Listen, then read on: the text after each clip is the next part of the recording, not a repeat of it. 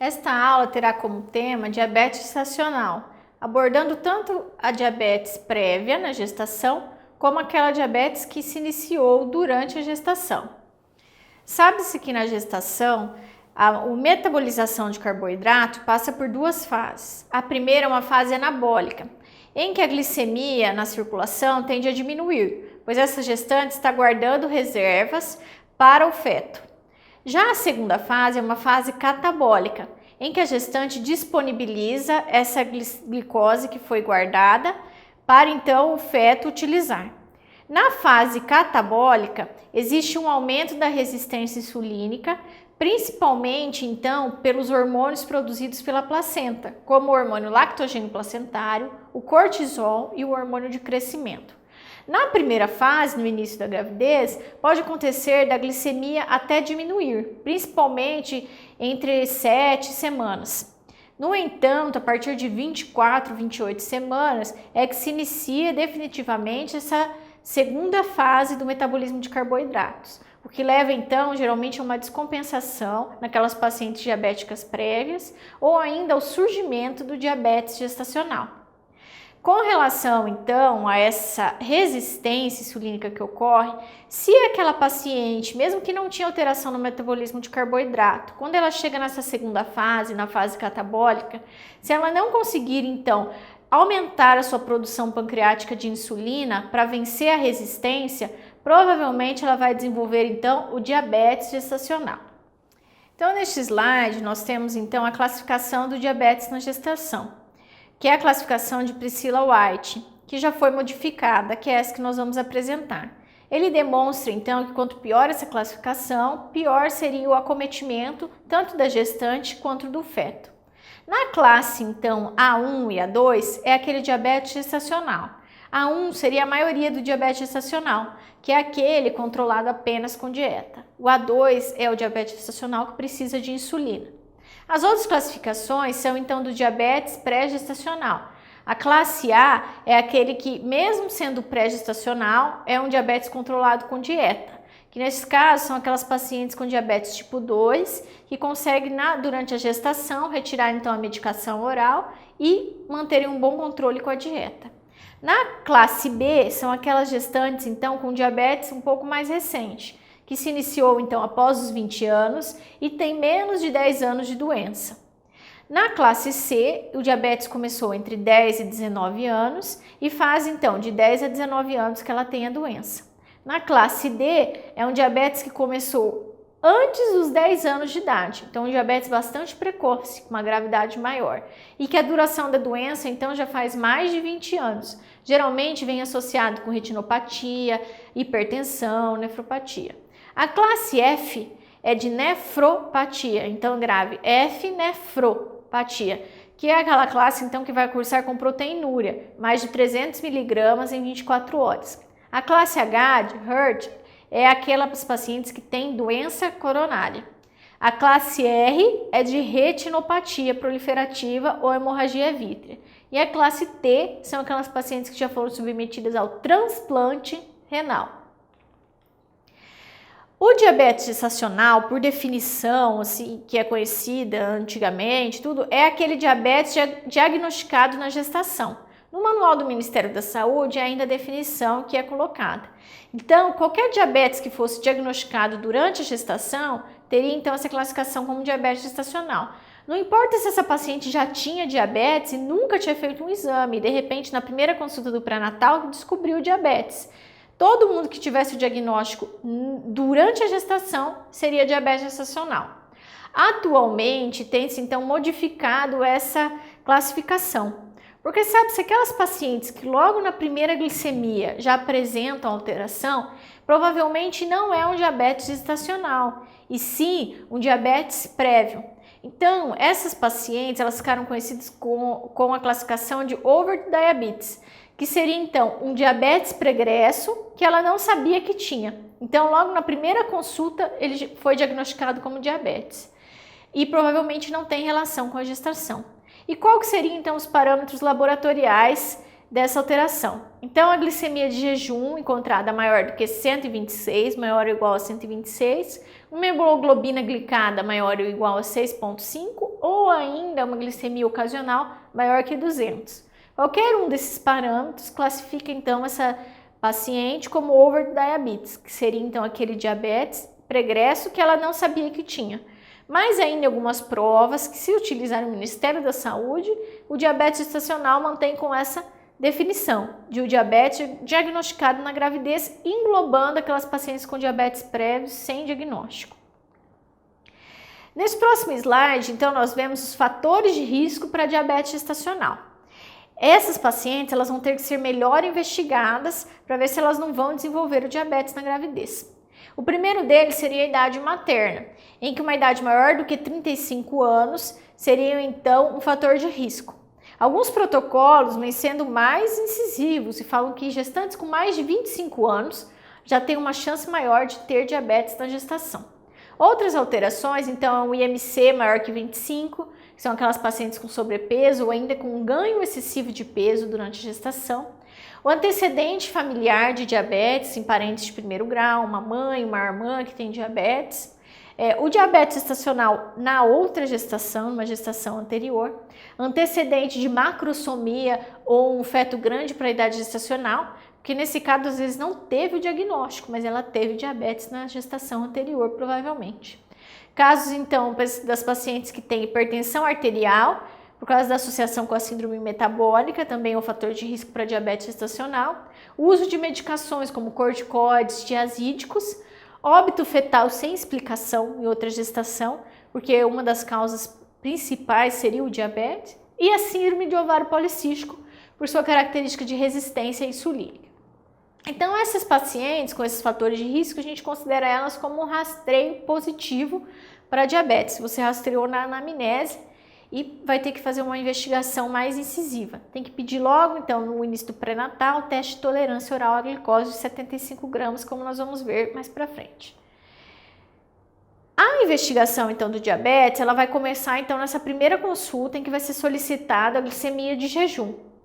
Este aqui são os valores que foram determinados pelo estudo APO, que foi um estudo realizado com gestantes, e também depois a Associação Americana de Diabetes aceitou então esses valores como protocolo. Então, aquelas gestantes que tiverem então logo na primeira consulta uma glicemia maior do que 126, elas são consideradas como apresentando um diabetes prévio, que é o overdiabetes. Se ela tiver uma glicemia então entre 92 e 125, eles já consideram como diabetes gestacional. Se for menor do que 92, seria então um critério de normalidade. Essa forma de classificação então aumenta muito o diagnóstico de diabetes gestacional, porque uma glicemia entre 92 e 125 já ficaria classificado como diabetes por essa resistência maior que ela apresenta. A outra forma, então, seria o teste de tolerância, que deve ser realizado logo no início do pré-natal se a paciente tiver um fator de risco ou entre 24 e 28 semanas. Os valores do teste de tolerância eles foram determinados pelo estudo APO e aceitos pela então, a Associação Americana de Diabetes. No jejum, então, seria o valor de 92. Uma hora, então, pós a infusão na verdade, a paciente toma 75 gramas de glicose. Então, depois que ela tomar 75 gramas, é medido uma hora depois. E nessa ferição, a glicemia, então, se ela for maior do que 180, seria positivo, então, para diabetes. Uma hora após, então, a tomada. 2 horas depois, o valor seria, então, 153. Então, você deve gravar esses valores. De jejum, a referência, então, é 92. Uma hora depois seria 180 e 2 horas depois 153. Qualquer valor desses alterado, um deles alterados, não precisa ter mais de um, já seria então o diagnóstico de diabetes gestacional. Porque viu-se então pelo estudo APO, que foi um grande estudo realizado, em que estes valores do teste de tolerância oral à glicose, eles são fatores independentes para complicação na gestação. Então, um deles só alterado já pode, então, levar a um aumento de chance de complicação relacionada ao diabetes. Então, já fecharia o diagnóstico de diabetes gestacional. Isso faz, então, com que aumente muito o diagnóstico de diabetes. Cerca de 17% das pacientes são classificadas como diabetes gestacional. O Ministério da Saúde traz, então, um diagnóstico um pouco mais conservador. em que então seria necessário 2 glicemias de jejum alterado, ou seja, 2 glicemias maior ou igual do que 126, dando o diagnóstico de diabetes gestacional. Ou ainda você faz então um rastreio. Se essa paciente na primeira glicemia, aquela do início do pré-natal, apresentar uma glicemia maior do que 85, seria então um ponto de corte para rastreio. Se ela tem a glicemia maior que 85, é considerado um rastreio positivo. E você vai realizar então o teste de tolerância oral à glicose já na primeira consulta, após receber então esse valor. E os valores do Ministério da Saúde são bastante semelhantes com o do ADA. Então, de jejum seria 95, 1 hora depois 180 e 2 horas depois 155. No entanto, pelo Ministério da Saúde, seria necessário 2 valores alterados do teste de tolerância para daí fechar o diagnóstico de diabetes gestacional. Então, esse teste de tolerância você vai realizar para aquelas pacientes com rastreio positivo, com a glicemia maior que 85, ou ainda para aquelas pacientes com fator de risco. Se ela for rastreio positivo ou fator de risco, você já faz logo na primeira consulta do pré-natal. Se ela não tiver nenhum fator de risco, que é muito difícil atualmente, ou ela não tiver o rastreio positivo, você vai fazer de qualquer forma o teste de tolerância oral à glicose com 24 a 28 semanas. Seguindo então esses parâmetros que pelo Ministério da Saúde seriam necessários 2 critérios. Já pela Associação Americana e pelo estudo APO, seria apenas necessário um critério, já alteraria então a situação daquela gravidez. Com relação ao acompanhamento, é bastante importante naquelas pacientes diabéticas prévias que seja feita uma avaliação periconcepcional. Porque ela deveria engravidar naquele período que ela estivesse com o melhor controle possível do seu diabetes. Porque sabe-se que as gestantes que engravidam em um período de mau controle, em que a glicemia, a hemoglobina glicada é maior do que 9,5, maior do que 10 principalmente, essas gestantes elas têm bastante associação com malformação fetal. Então, para evitar essa associação, elas deveriam então escolher uma época, a melhor época do melhor controle glicêmico, para daí então tentar engravidar. Outras complicações clínicas maternas podem ocorrer durante a gravidez. Sabe-se então que a diabetes prejudica a gravidez, mas a gravidez também prejudica esse diabetes e pode descompensar essa paciente. Então ela pode desenvolver uma hipertensão, tanto associada à síndrome metabólica no caso de diabetes tipo 2 ou ainda a nefropatia que ela pode ter no caso de diabetes tipo 1. A retinopatia também ela pode piorar durante a gravidez, sendo que a retinopatia seria a alteração vascular mais específica do diabetes. Aquelas pacientes que têm retinopatia, estão descompensadas, elas têm que fazer a fotocoagulação antes da gestação. Mas se ela tiver uma descompensação da retinopatia durante a gestação, nada impede também que seja feito o tratamento durante a gestação. Não existe contraindicação se for necessário de fazer o laser. E também a nefropatia diabética, ela pode piorar durante a gestação, aumentando então a proteinúria e levando à hipertensão. Então, diante dessas alterações e as complicações que podem ocorrer, é importante então consultas com intervalos menores. Essas pacientes elas vão realizar as consultas com intervalos de 7 a 14 dias. A cada 1 ou 2 semanas elas vão retornar no consultório. E serão solicitados alguns exames de avaliação inicial importantes, que é a hemoglobina glicada para prever a chance de malformação e estimar o controle daquele diabetes, perfil lipídico, a microalbuminúria para ver se tem lesão renal, a proteinúria de 24 horas, para ver se essa paciente já tem proteinúria para uma nefropatia, para depois, se ela começar a ficar hipertensa, você conseguir fazer um diagnóstico diferencial, se isso já era prévio, ou se ela então está apresentando DEG. Outros exames como creatinina para prever a função renal, ácido úrico, TSH é muito importante porque pacientes com diabetes tipo 1 têm maior chance de fazer outras doenças autoimunes, como alterações de tireoide. A urocultura é importante realizar também com maior frequência, pois as pacientes pela glicosúria têm maior chance de fazer infecção urinária. Além disso, fundo de olho, para então rastrear a retinopatia diabética, e o eletrocardiograma para rastrear alterações coronarianas. Com relação ao tratamento, a maioria das pacientes que apresentarem diabetes gestacional, elas vão ser controladas com dieta e atividade física. Já aquelas pacientes diabéticas tipo 2, pode ser que elas consigam o controle com dieta e atividade física ou precisam de insulina. Já as diabéticas tipo 1, provavelmente vai precisar de insulina, 100% precisa, a maioria, não tem como, porque ela não tem produção pancreática de insulina, então ela vai precisar. Já as que são por resistência, como a diabética tipo 2, às vezes no início da gravidez ela não precisa, porque ela está naquela fase anabólica, em que a glicemia pode tender a diminuir por passagem da glicemia para o feto e pela reserva que ela está fazendo.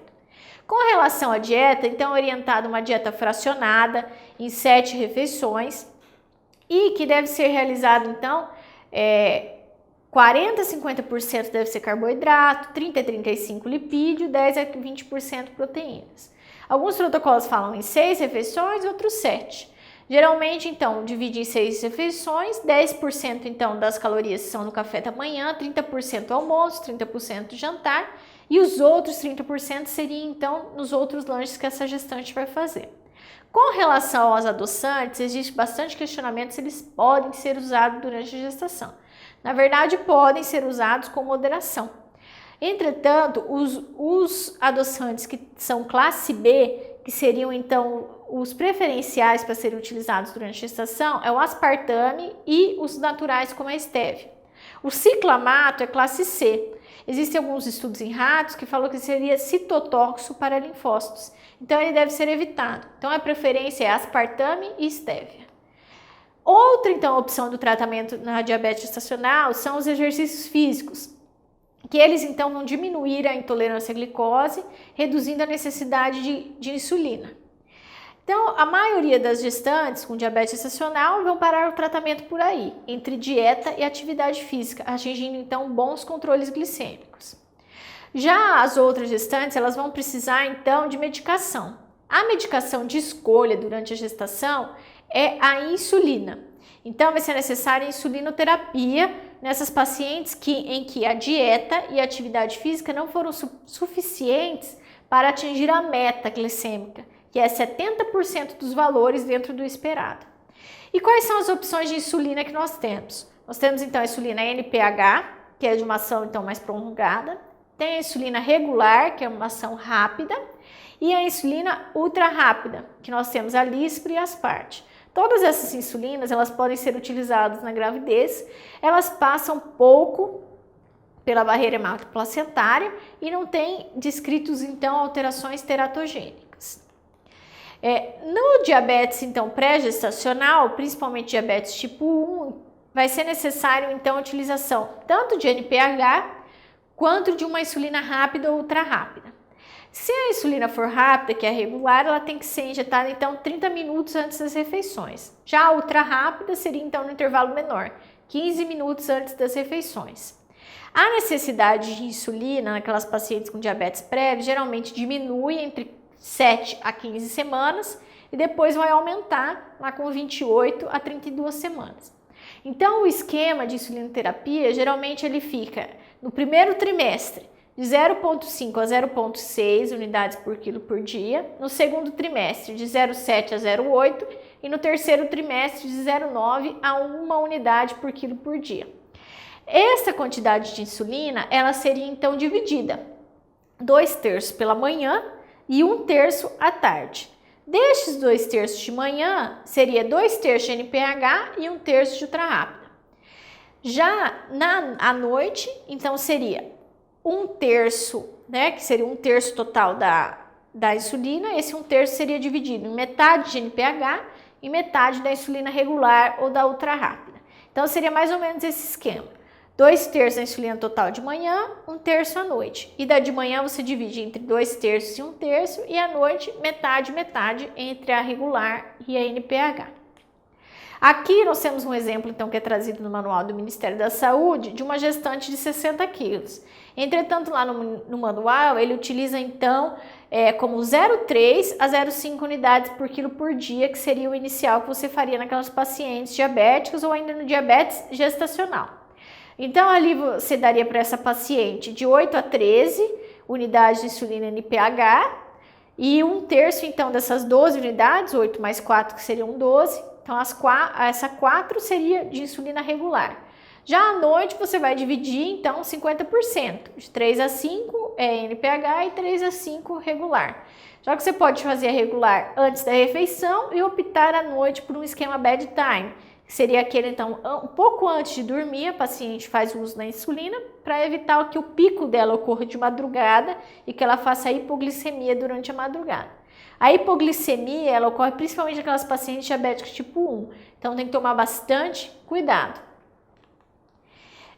Com relação ao diabetes gestacional, então, quando a dieta e a atividade física não forem suficientes, você vai então iniciar com a NPH. Geralmente você pode associar a NPH com a regular, em alguns casos vai ser necessário.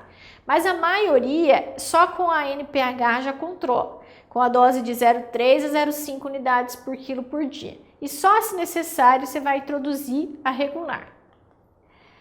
Com relação aos hipoglicemiantes orais, no geral, é consenso de você retirar, então, se a paciente usa metformina, glibenclamida, qualquer hipoglicemiante oral, geralmente você tira no início da gestação. Entretanto, os novos estudos vêm apontando que essas drogas podem ser utilizadas na gestação e estão sendo começados a utilizar. Mas isso não quer dizer que a insulina ainda não seja a primeira opção.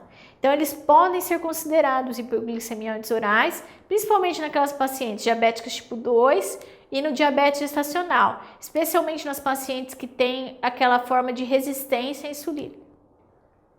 Então, o hipoglicemiante que foi mais estudado é a gliburida e ele não atravessa a barreira hematoplacentária. Entretanto, geralmente ele não está disponível no Brasil. O equivalente dele aqui seria a glibenclamida. E o outro hipoglicemiante que está sendo estudado é a metformina. A metformina ainda não foi liberada pelo FDA para ser utilizada em gestantes, mas os estudos mostram que seria possível utilizá-la. Mas no caso, então, seria assim, você utilizaria a gliburida ou a glibenclamida no lugar dela no início da gestação, no primeiro trimestre, e no segundo trimestre você poderia iniciar com a metformina. Então, os novos protocolos que estão saindo. A gliburida, ela já foi liberada pelo FDA para ser utilizada durante a gestação. Com relação à monitorização dessa diabetes, ela vai ser realizada com a glicemia capilar. A própria gestante, então, vai dosar a glicemia capilar, em que vai ser feito, então, 7 vezes por dia naquelas pacientes que já estão usando insulina ou 4 vezes por dia naquelas pacientes que estão fazendo controle com dieta e atividade física. As medidas nas pacientes que já estão utilizando insulina, então, vão ser mais rigorosas. Vai ser, então, em jejum, depois 1 hora após o café da manhã, antes do almoço, 1 hora após o almoço, antes do jantar, 1 hora após o jantar e depois de madrugada para ver se não está fazendo hipoglicemia durante a madrugada. Já aquelas gestantes que não estão usando insulina, elas vão dosar então em jejum e pós-prandial, no café, almoço e jantar. Se elas estiverem apresentando um bom controle, pode diminuir um pouco essa aferição. Às vezes fazer então simplificado, em jejum e às vezes 1 hora depois do almoço. Existem protocolos que indicam então 2 horas depois da refeição, também é uma opção para ser feito. Então aqui nesse outro slide nós temos as metas do perfil glicêmico, que são então as metas da Associação Americana que nós queremos atingir durante a gestação. Ela não é igual à meta fora da gestação, porque durante a gestação é um controle mais intensivo. Então, no jejum, a meta é que essa glicemia ela não ultrapasse 95, então ela vai estar entre 70 e 95. 1 hora pós-prandial seria entre 70 e 140. Se fosse 2 horas pós-prandial, seria 120 o limite. No pré-prandial, antes dela almoçar, então seria de 70 a 100. E durante a madrugada, a mesma coisa, que ela não pode fazer hipoglicemia, então de 70 a 100. Tem que ficar atento que se essa gestante estiver fazendo hiperglicemia de manhã, isso pode ser uma reação de hipoglicemia durante a madrugada. Com relação, então, à avaliação fetal, é importante, então, você prestar bastante atenção se esse feto não está tendo alterações do diabetes materno. Então, vai ser realizado no início do pré-natal ultrassom morfológico de primeiro trimestre, que é a ultrassom para avaliar a translucência nucal. Porque as alterações fetais, as malformações, elas englobam alterações cardíacas, do sistema nervoso central, sistema digestório, sistema musculoesquelético e às vezes a translucência nucal pode estar alterada, indicando, por exemplo, uma malformação cardíaca. Depois, entre 18 e 22 semanas, vai realizar o ultrassom morfológico do segundo trimestre, que é mais detalhado. E é necessário, então, naquelas pacientes com diabetes prévio, não diabetes gestacional, diabetes prévio, é necessário, então, o ecocardio fetal, em que, então, é feito entre 20 e 24 semanas. Outra avaliação também que é feita é do crescimento fetal a cada 4 semanas. Todo mês, então, essa gestante vai fazer um ultrassom para ver se o feto está crescendo dentro da média. Sabe que aquelas pacientes que apresentam, então, uma circunferência abdominal do feto maior do que o percentil 75 é indicativo de macrosomia para aquela idade, provavelmente, então, elas vão necessitar, então, de controle com insulina. Então, aquelas pacientes que apresentem macrosomia ou um percentil maior do que 75 da circunferência abdominal do feto é indicativo de insulinoterapia. Se essa paciente tiver vasculopatia, é necessário então fazer o Doppler para investigar se essa paciente não vai fazer insuficiência placentária. Nesse Doppler, então, ele é realizado com 20, 26 e 32 semanas. E outra avaliação importante é o perfil biofísico fetal, que pode ser simplificado também com a cardiotocografia e o índice do líquido amniótico, que ele é realizado a partir de 28 semanas, geralmente semanalmente.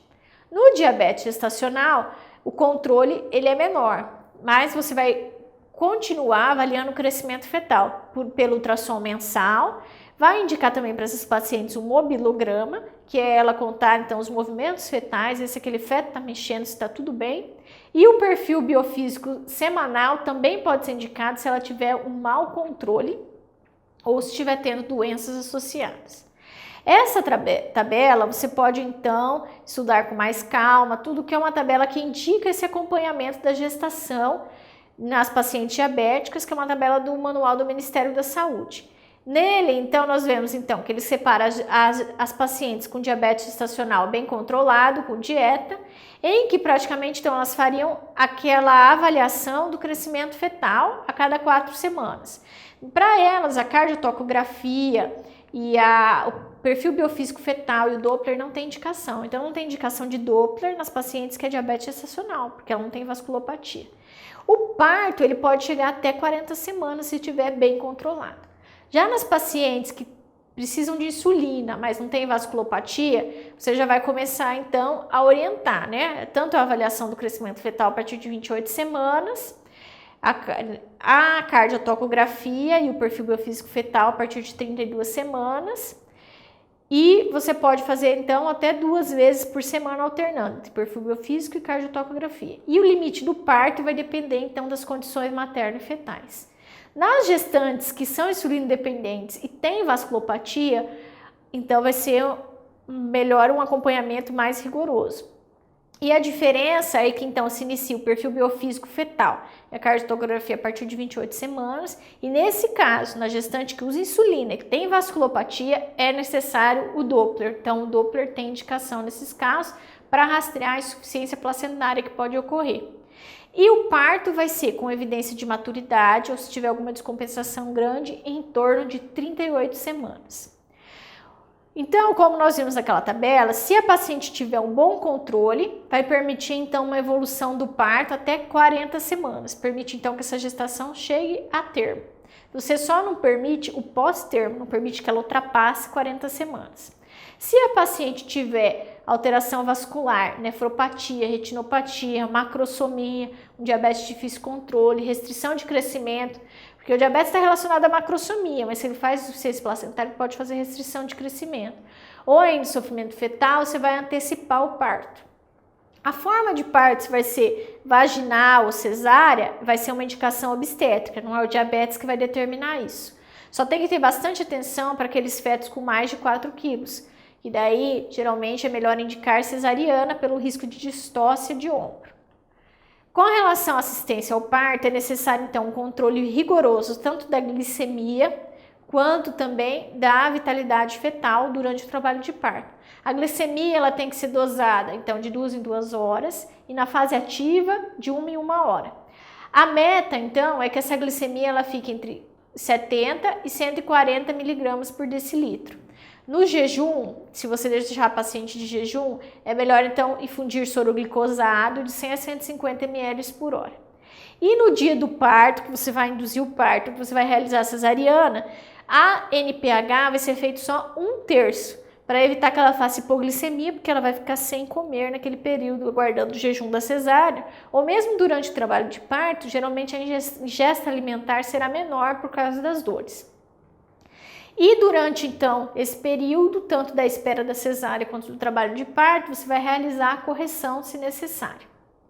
Com relação ao puerpério, geralmente, então, aquelas pacientes que é diabetes gestacional, após 48 horas, elas voltam, então, à glicemia pré-gestacional delas.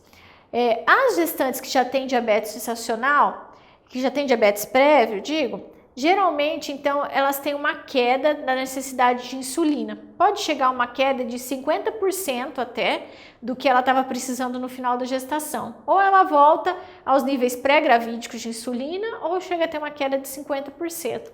Vale lembrar que a amamentação, ela exige bastante caloria.